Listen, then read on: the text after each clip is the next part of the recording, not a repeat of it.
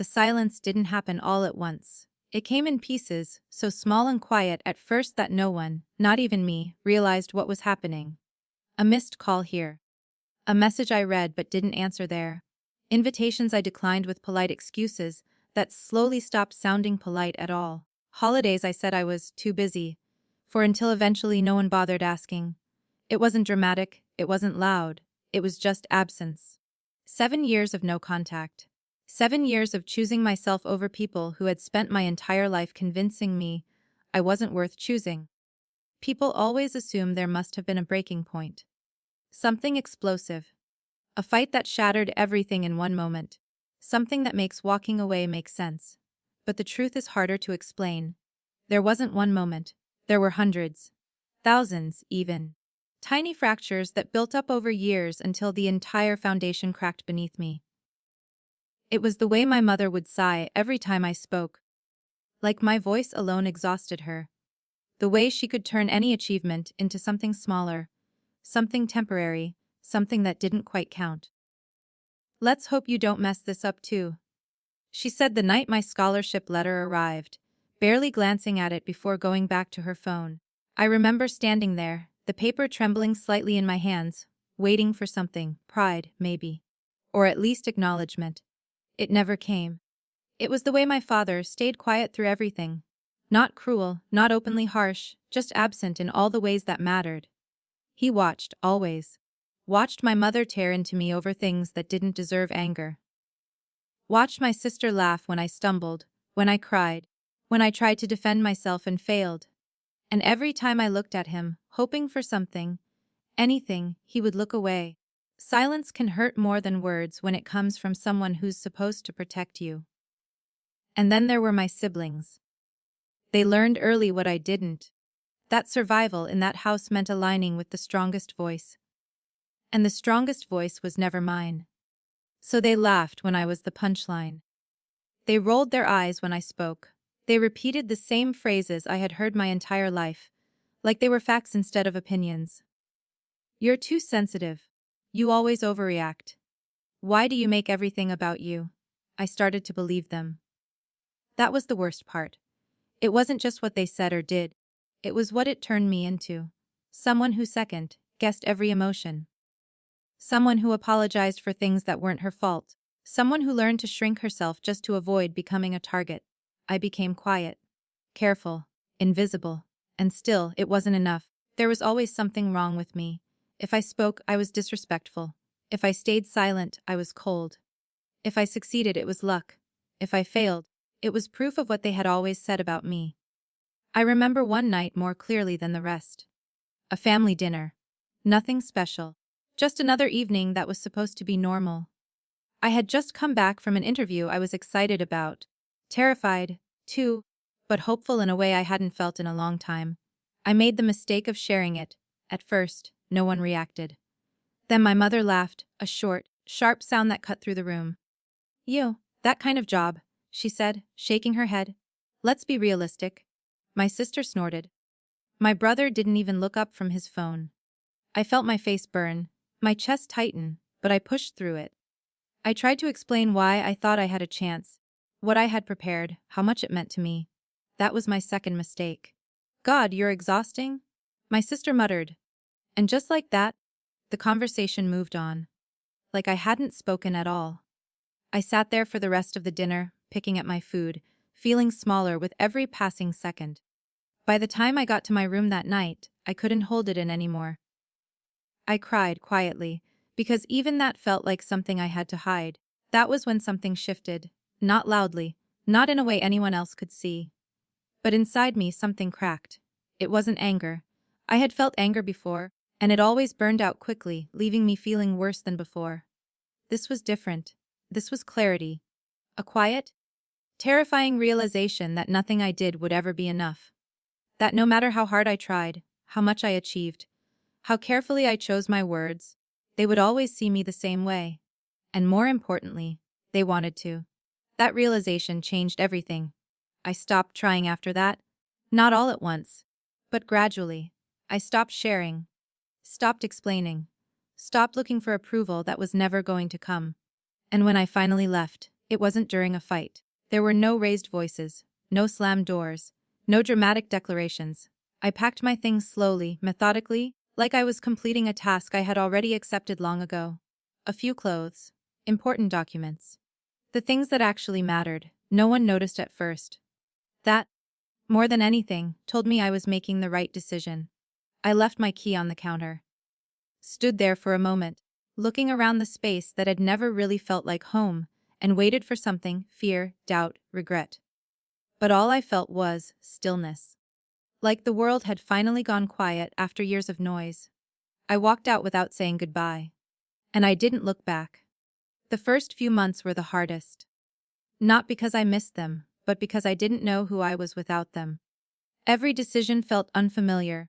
Every moment of peace felt like something that could be taken away at any second. But slowly that changed. I built a life piece by piece. A small apartment that felt safe. A job that turned into a career. Friends who listened when I spoke, who didn't make me feel like I had to justify my existence. For the first time, I learned what it felt like to be valued. Not tolerated, not endured. Valued. And with that came something even more important. I started to value myself. 7 years passed like that. Quietly, steadily, without chaos, without constant tension, without the need to prove anything to anyone. There were moments, of course. Birthdays that felt heavier than they should. Holidays that carried a strange kind of emptiness. Questions from people who didn't understand how someone could just walk away from their family. But I never went back. Because peace, once you've truly felt it, is impossible to give up. And for 7 years, that peace remained untouched. Until the night my phone lit up. Until their names appeared again. Until 43 voicemails shattered the silence I had fought so hard to build. And in that moment, I realized something I hadn't allowed myself to consider before. The past doesn't stay buried. It waits. And sometimes, it comes back all at once. At first, I thought it was a glitch. The sound pulled me out of sleep slowly, like something distant that didn't belong in the quiet of my room. My phone buzzed once, then again, vibrating against the wood of my nightstand with a dull, persistent rhythm. I groaned, half awake, turning onto my side and pulling the blanket higher, trying to ignore it. It didn't stop. Another buzz, then another. Then a pause, just long enough to make me think it was over, before it started again. I reached out blindly, fingers brushing against the screen, squinting at the sudden brightness. Notifications stacked on top of each other faster than I could process them. Missed call. Voicemail. Voicemail. My first thought was spam. Some kind of robocall glitch or system error. It wouldn't have been the first time my phone had gone haywire in the middle of the night. I almost muted it without checking. And then I saw the name. Mom. For a second, I didn't understand what I was looking at. My brain refused to connect the word on the screen with anything real. It felt out of place, like seeing a ghost in a mirror, familiar, but impossible. Then my chest tightened so suddenly it hurt. Another call came in before I could react. The screen lit up again, her name flashing insistently, as if it had every right to be there. It didn't. My thumb hovered over the screen, frozen between instinct and reality. 7 years. 7 years of nothing. No calls, no messages, no attempts to reach out. And now this. The call stopped. Immediately, another notification appeared. Voicemail. Then another, and another.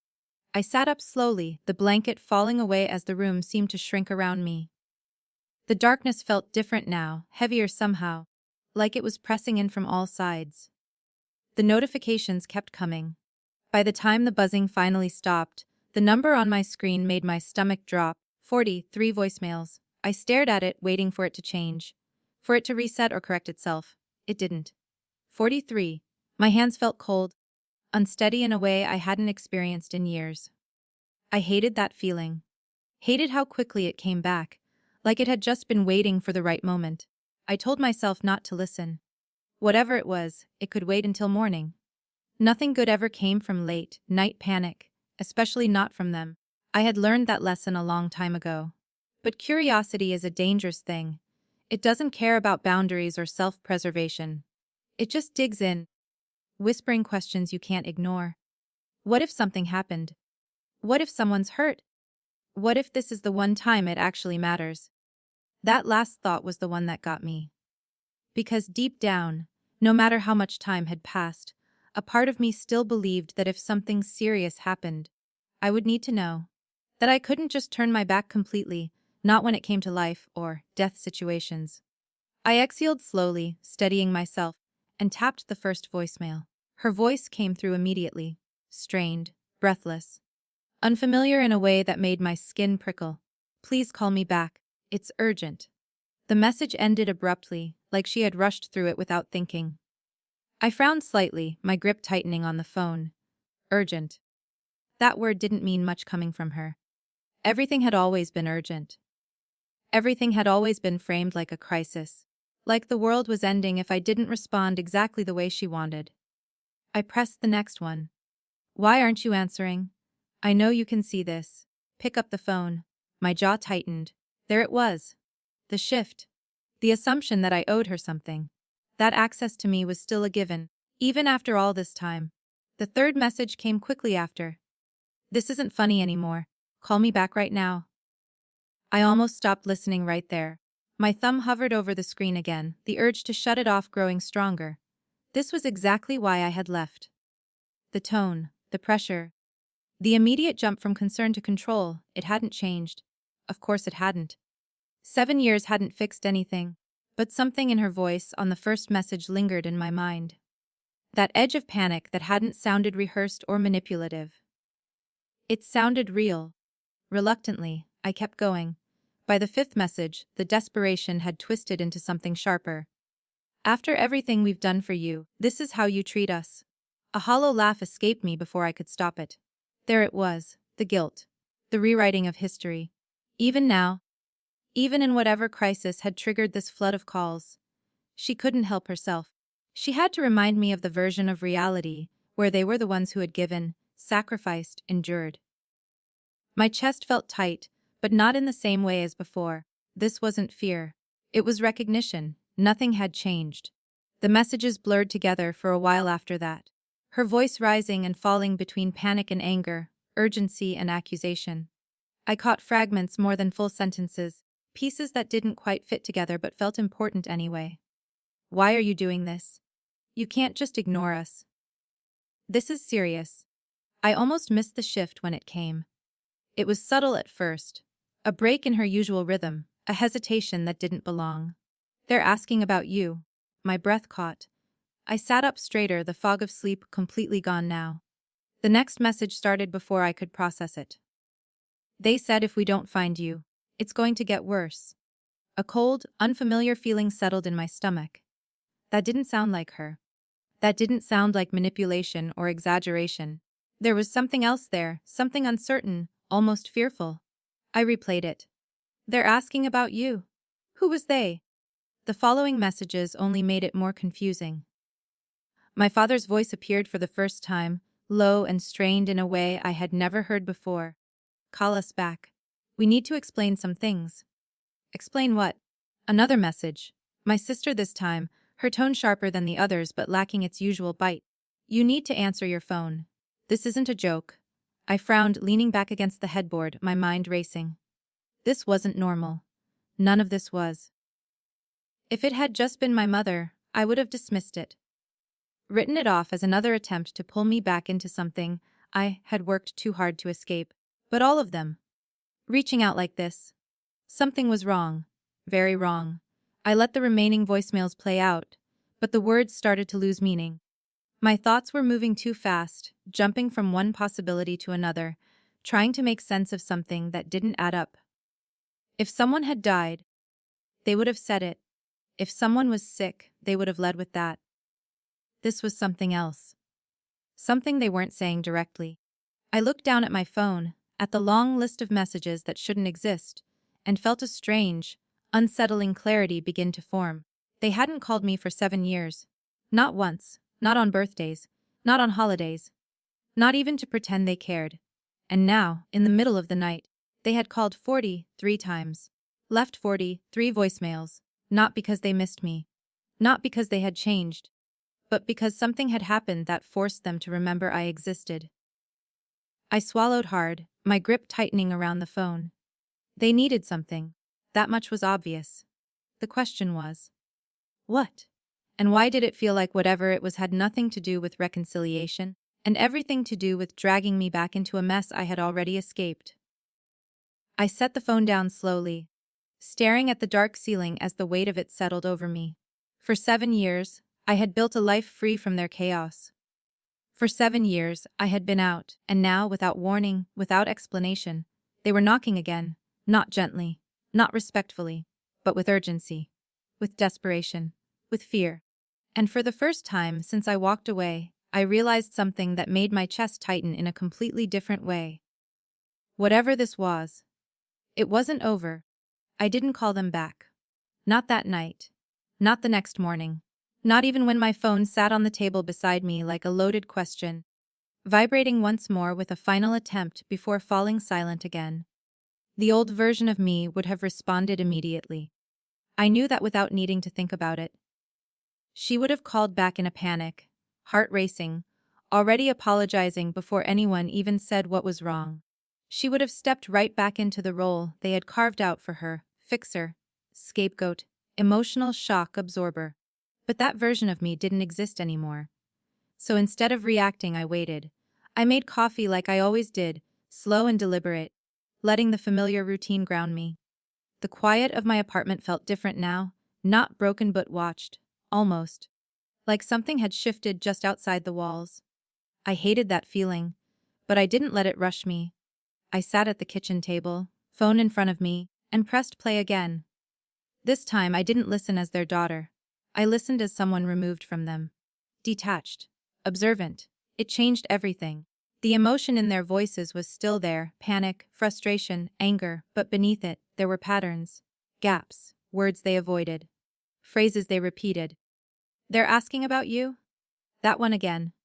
I replayed it, leaning forward slightly, as if I could pull more meaning out of the tone alone. Who was they? The next message from my father came to mind. His voice had been quieter, controlled in a way that didn't match the chaos around it. "We need to explain some things." Explain what? He hadn't said what was happening. Not once. Not directly. Just vague statements, careful wording. Like he was choosing each word with precision. That wasn't like him.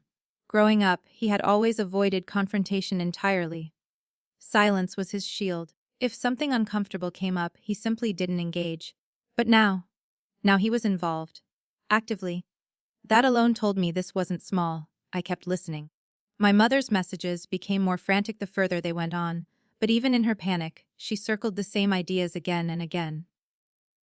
"This is serious. You need to call us. They think you're still involved." That last one made me pause. Still involved? In what? I leaned back in my chair, crossing my arms as the pieces began to shift into place, not fully formed, but enough to feel the outline of something bigger. If this were about a family emergency, they would have said so. If someone was hurt, they would have named them. If this was about reconciliation, the tone would be different. But this felt strategic. Like they needed something specific from me, but didn't want to say it outright. That realization settled over me slowly, like a cold weight pressing into my chest. They weren't reaching out because they missed me. They were reaching out because I was useful. The thought should have hurt more than it did. Maybe a part of me had already accepted that truth years ago. Maybe that's why I was able to sit there now, analyzing instead of reacting. I picked up my phone and opened my browser. If they weren't going to tell me the truth, I would find it myself. I started simple. My father's name, his business. General searches that would have meant nothing to me years ago, back when I didn't question anything they said. Now, I questioned everything. At first, nothing unusual came up. Standard listings, old mentions, outdated information. For a moment, I wondered if I was overthinking it, if this really was just some exaggerated crisis blown out of proportion like so many things before. Then I refined the search. Added keywords, recent updates, local news. And that's when it appeared, a headline buried beneath a few unrelated articles. Easy to miss unless you were looking closely. But I was. I clicked it. The article wasn't long, but it didn't need to be. The words jumped out immediately, sharp and unmistakable. Investigation. Financial misconduct. Ongoing case. I felt my pulse slow instead of quicken, a strange calm settling in as I read through the details. The language was careful, legal, avoiding direct accusations, but the implications were clear. This wasn't minor. This wasn't something that would disappear quietly. This was the kind of situation that grew, that pulled more people in, that demanded answers. And then I saw it. A mention of the business structure, older records, names attached to previous filings. My name wasn't explicitly listed in the article, but it didn't need to be. I understood immediately. They think you're still involved. The words echoed in my mind, clearer now. Of course they did. Years ago, before everything fell apart, I had been loosely connected to my father's business. Not by choice, not in any meaningful way, but my name had existed in the background, attached to things I hadn't fully understood at the time. Back then, I trusted them. I didn't ask questions. I signed what they told me to sign. And when I walked away, I assumed they had removed me from everything. Apparently, I was wrong. I leaned back slowly, staring at the screen as the full picture came into focus. This wasn't just a problem. This was a crisis. For them. And somehow, they believed, or hoped, that I was still close enough to be pulled into it. A bitter smile touched my lips. 7 years. 7 years of silence, of pretending I didn't exist. And now, suddenly, I mattered again. Not as a daughter, not as family, but as a potential liability. Or worse, a convenient solution. I closed the article, setting my phone down on the table as I let the silence settle around me again. It felt different now. Sharper. More defined. There was no confusion anymore. No lingering question about why they had reached out. I knew. They needed me to confirm something. To say something. To take a position that would protect them. Or shift the focus. Or absorb the blame. The possibilities ran through my mind, each one more calculated than the last. And for the first time since the calls started, I felt something close to anger. Not the explosive kind I used to feel, the kind that left me drained and powerless. This was colder, controlled. A steady burn that sharpened my thoughts instead of clouding them. They thought I was still the same. Still naive. Still willing to step in without asking questions. Still desperate enough for approval that I would ignore everything just to be included again. They thought wrong. I picked up my phone again, scrolling through the call log, the long list of missed calls and voicemails that had once felt overwhelming. Now, they looked different. Predictable. Almost desperate. I tapped on one of the messages again, listening to my mother's voice fill the room. Call me back, please. There was something almost ironic about it. All those years, I had been the one asking. The one trying. The one waiting for a response that never came. And now the roles had reversed. I set the phone down once more, exhaling slowly as I made my decision. I wasn't going to rush into this. I wasn't going to react out of fear or obligation. If I responded, it would be on my terms. With clarity, with control. Because this time, I wasn't stepping back into their world as the person they remembered. I was stepping in as someone they didn't understand anymore. Someone they couldn't predict, and most importantly, someone they couldn't use. I didn't call them back right away. Not that afternoon. Not the next. I let time pass deliberately, letting their urgency sit unanswered, letting them feel, even for a moment, what it was like to not have immediate access to me. It wasn't about revenge. It was about control. Something I had never been allowed to have before. When I finally picked up my phone, it wasn't impulsive. It wasn't emotional. It was calculated. I chose the time carefully, midday, when panic tends to settle into something quieter, something more honest. When people are less reactive and more likely to reveal what they're trying to hide. My thumb hovered over the screen for a brief second before I pressed call.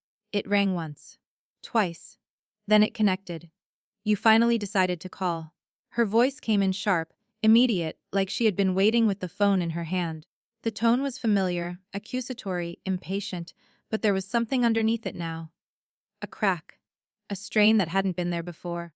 I have 10 minutes, I said, cutting her off before she could build momentum. My voice didn't shake, it didn't rise. It stayed steady, even, controlled in a way that surprised even me. Use them wisely. Silence. It wasn't long, maybe a second or two, but I felt it. That shift.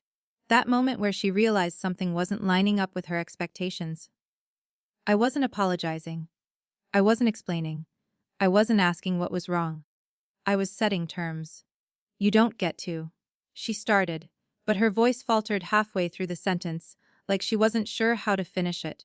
My father's voice cut in, quieter, more measured. Let me handle this. Of course. Even now, he stepped in when things needed to be managed, not when they needed to be stopped. There's been a misunderstanding, he said carefully. I leaned back in my chair, crossing one leg over the other, my gaze fixed on nothing in particular. I could picture him clearly, standing somewhere tense, hand pressed against his forehead, trying to sound calm while everything unraveled around him. Is that what we're calling it? I replied. A pause.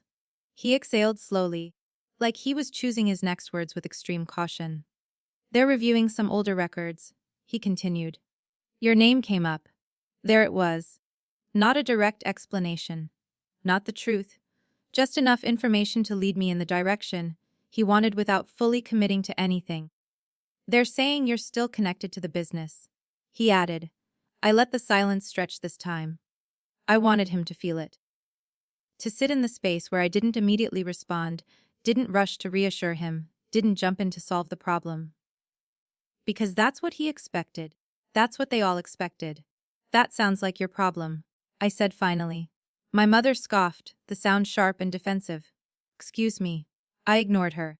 Would just need you to confirm that you weren't involved.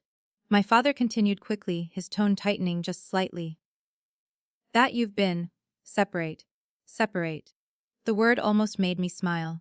7 years of being completely cut off, erased from their lives, reduced to a convenient absence. And now it was being reframed as a temporary distance. Like it had been mutual. Like it had been reasonable. You want me to clean this up for you, I said, my voice still calm, still controlled.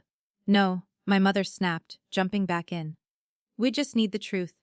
I let out a soft breath, something between a sigh and a quiet laugh. The truth, I repeated. There was a time when I would have hesitated, when I would have softened my words, tried to keep the peace, tried to avoid triggering the exact reaction I knew was coming. But that time was gone. The truth is, I continued, you made sure I had nothing to do with your business long before I left. You excluded me from everything. Decisions, finances, responsibilities. No one interrupted. That alone felt strange. You didn't trust me to be involved, I added, my tone sharpening just slightly. You made that very clear. Another silence. This one heavier, because they couldn't deny it. And now. I went on. You want to pretend that didn't happen. You're twisting things. My mother said quickly, her voice rising. That's not what this is? Then what is it? I cut in. She didn't answer. Of course she didn't. Because answering would mean admitting something they had spent years avoiding. My sister's voice broke through suddenly, sharper. More familiar. You're being dramatic, she said. This is serious. You can't just. So was my entire childhood? I said. The words came out before I could second guess them. Not loud, not emotional, just final. The line went completely silent. For a moment, I wondered if the call had dropped. But then I heard it, faint breathing on the other end. The kind of silence that isn't empty, but full. Full of things unsaid. Things avoided, things that had never been acknowledged. I didn't fill it. I let it sit there, uncomfortable and unresolved. Because for once, I wasn't the one responsible for making things easier. We don't have time for this, my father said finally, his voice tighter now. The careful tone was slipping, just enough to reveal the pressure underneath. This isn't about the past. It is for me, I replied. Another pause. I could feel their frustration building, their control slipping in small, subtle ways. They weren't used to this version of me. The one who didn't bend. The one who didn't rush to smooth things over. The one who didn't need them. You'll get the truth, I said after a moment, my voice steady again. But not the version you want. What is that supposed to mean? My sister snapped. It means exactly what it sounds like. I shifted slightly in my chair, glancing at the time. I had given them 10 minutes. I wasn't going to give them more. You don't get to rewrite history just because it's convenient now, I added. You don't get to decide I was involved when it benefits you and invisible when it doesn't. No one argued with that. Because they couldn't. The truth has a way of doing that. It leaves no room for manipulation, no space to twist things without being obvious. And for once, I was the one holding it. I'll make my own statement, I said, more to close the conversation than to explain anything. Directly. My mother made a small, frustrated sound. You're being selfish, she said. I almost smiled. There it was. The word they always used when I didn't do what they wanted. 7 years, and that hadn't changed either. Maybe, I said simply. And then I ended the call. No goodbye, no hesitation, just silence. I lowered the phone slowly, setting it on the table in front of me. For a moment, I just sat there, staring at it, waiting for something. Guilt, doubt, the familiar pull to call back and fix what I had just disrupted. But nothing came. Just a quiet, steady sense of certainty.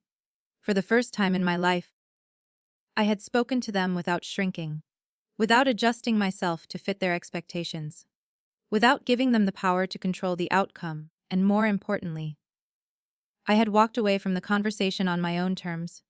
The room felt still again, the kind of stillness I had fought so hard to build over the years. And this time it didn't feel threatened. It felt protected.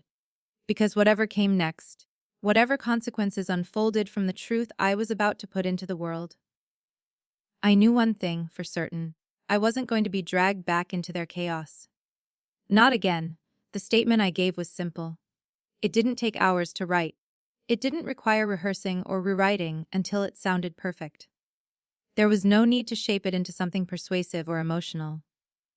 It just needed to be true. I sat at my desk, the same one where I had built most of my life over the past 7 years, and typed it out in a few clear, direct paragraphs. No extra words. No room for interpretation. I stated my name. My complete lack of involvement in my father's business for years prior to the investigation. The fact that any previous association had ended long before I cut contact with my family. That I had no access to financial records, no role in decision-making, no benefit from anything tied to that business. Every sentence was deliberate, every word anchored in fact. I read it over once, not to change anything, but to make sure there was nothing they could twist. There wasn't. For the first time, the truth felt like something solid in my hands, not fragile, not dependent on anyone else's version of events. Just mine. When I sent it, I didn't hesitate. No second guessing. No hovering over the button, wondering if I should soften it or add something that might make things easier for them. I pressed send, leaned back in my chair, and let out a slow breath, and just like that, it was done. The response came faster than I expected. Not directly to me at first, but through the same distant channels that had carried whispers of my family's situation over the past few days. Updates. Shifts in tone. Subtle changes that made it clear something had moved. The silence from my phone was the loudest part. No calls. No voicemails. Nothing. After 43 messages in one night, the sudden absence of noise should have felt strange. But it didn't. It felt right. Like something had finally been cut clean instead of left to fray. Days passed. Then a week. I went back to my routine without forcing it. Morning coffee by the window. Work that filled my time in a way that felt purposeful instead of draining. Conversations with people who knew me as I was now, not as I had been back then. And slowly, the tension that had crept in after those calls began to fade. Not completely.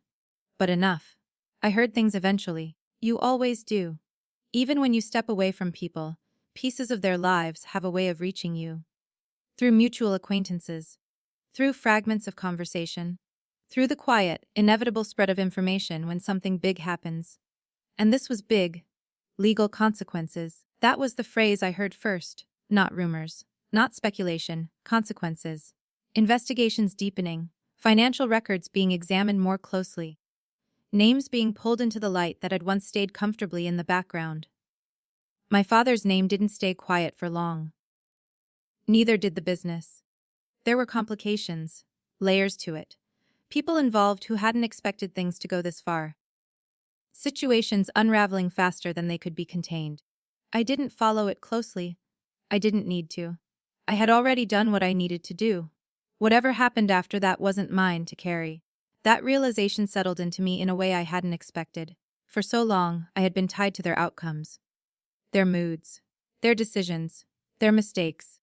Even when I left, part of me had still felt that connection, like an invisible thread that could be pulled at any moment, dragging me back into something I didn't want. But now, that thread was gone, completely. There was no pull, no lingering responsibility, no quiet voice telling me I should step in, should help, should fix it. Just distance, clean, undeniable distance. I heard about the financial collapse next. It wasn't immediate, but it was inevitable. The kind of slow unraveling that starts with one crack and spreads until the entire structure can't hold itself up anymore. Accounts frozen, deals falling through, partnerships dissolving under pressure. Things that had once seemed stable, untouchable even, were suddenly fragile. Exposed. There was a time when that would have shaken me. Not because I cared about the business itself, but because of what it represented. Stability. Security. The illusion that, no matter how chaotic things felt emotionally, there was something solid underneath it all. But now, looking at it from the outside, I saw it clearly for what it was.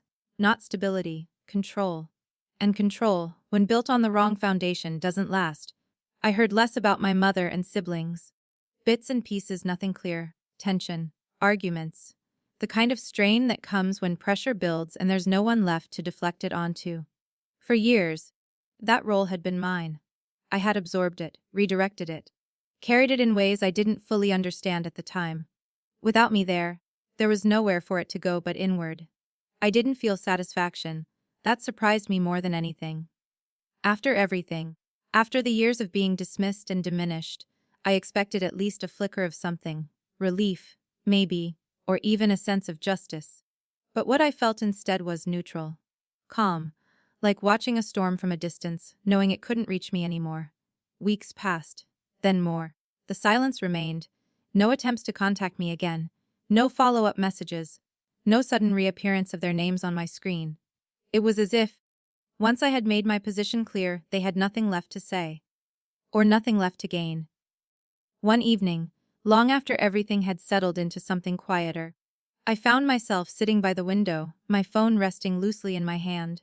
The city outside moved as it always did, lights flickering on, people passing by, life continuing without pause.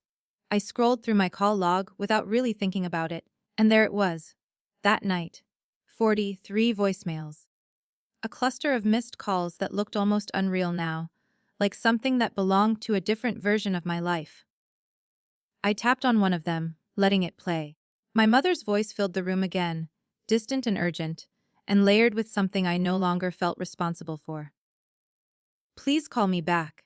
I listened to it all the way through this time, not because I needed to, but because I could. When it ended, I didn't replay it. I didn't analyze it. I just set the phone down beside me and leaned back, letting the quiet settle in again. 7 years of silence. One night of chaos. And then, nothing. It would have been easy to see it as a disruption. A crack in the life I had built. But it wasn't. It was confirmation. Confirmation that I had been right to leave. Right to stay gone. Right to build something separate, something untouched by the patterns I had grown up in. Nothing about them had changed. Not really. But everything about me had. I wasn't the person who had stood in that house, waiting to be seen. I wasn't the one who had tried to earn love that came with conditions. I wasn't the one who believed that being tolerated was the same as being valued. I had outgrown all of it. And in doing so, I had stepped into something they had never expected. Something they had spent years underestimating. Myself. I picked up my phone one last time, my thumb hovering briefly over the screen before I locked it. The room fell into a soft, steady quiet. No notifications, no interruptions, no voices pulling me back, just peace. Real peace. The kind that isn't fragile. The kind that doesn't depend on anyone else's behavior. The kind you build yourself piece by piece until it becomes unshakable. They thought I would always come back. Always answer. Always fix what they broke. They thought I needed them. They were wrong. Because the moment I chose myself fully, without hesitation, without guilt, I didn't just walk away from them. I walked into a life where I was no longer an afterthought. Where I wasn't the problem. Where I wasn't the solution. I was simply free. And that freedom, it wasn't something anyone could take from me again.